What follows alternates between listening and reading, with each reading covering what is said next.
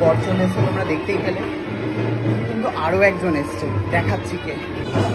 অসাধারণ ভাবে সেজে উঠেছে।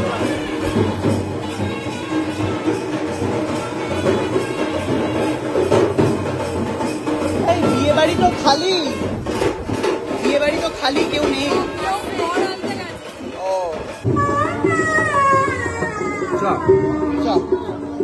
রিয়াজ এসেছে উপহার হাতে। কি নিলি রে? নোয়ারে ব্যাগে করে রিয়াজ এসছে। হ্যালো, কেমন লাগছে? একটা ব্লগ দেখেছো সকাল থেকে? বেশ করেছো, দেখবে না কারণ সব ছিল ব্লগে। ব্লগের বউয়ের লুক করে রিভিল হয়ে গেছে। হ্যাঁ ভাগ্যিস দেখোনি। কারুর বিয়েতে যায় না কিন্তু, হ্যাঁ আমি তো দেখে অবাক হয়ে গেছি। কারুর বিয়েতে তো এলি, কি ব্যাপার? কারুর বিয়েতে যায় না এরকম বলো না।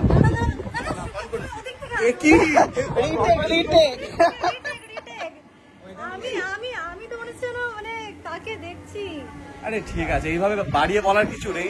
কারুর বিয়েতে যায় না রিয়া, যেটা হচ্ছে।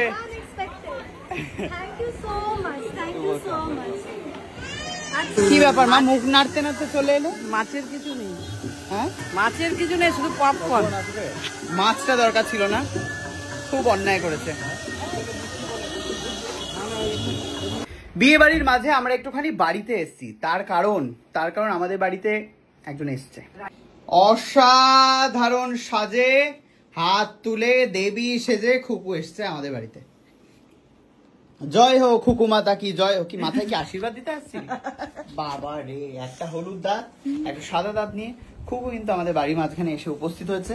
আর এদিকে রিয়াজ এসছে বহু বছর বাদে এসছে, কারণ শায়েক তো বাড়িতে থাকে না। শায়েক কোথায় থাকে আমি নিজেও জানি না। তাই না? এই আমি বাড়িতে থাকি না। আগের মতো তো থাকে না, আজকে এখানে যাচ্ছে কালকে সেখানে যাচ্ছে, মানে এর কি সত্যি?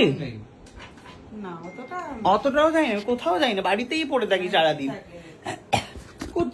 একটা তুই কবে যাস রে মংরাহাটে? নতুন অনেক ছোটবেলা থেকে করে আসছি। কি অনেকটা দূরে না? আর আমার ওখান থেকে আসতে সময় লাগে। তুই তো এখানে আসিসই কাজ করতে। বাজে লুপে আটকে গেছে। আর ছুটি পেলে আমার কলকাতা থাকতে ভালো লাগে না, শহরটাকে ভালোবাসতে পারিনি।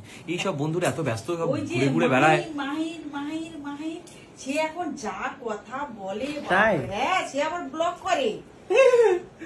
হ্যাঁ একটাই আমি দেখেছি, প্রচুর ছাড়া হয় না, বাট প্রচুর ব্লগ করে, রোজ কিছু না কিছু বানাতে থাকে। ওই দেখা আমাকে একটা, আমার ফোনে তো নেই, ওই দাদুর ফোনে সব সেভ তো হয়েছে, একটা আপলোড তো করেছিস তুই।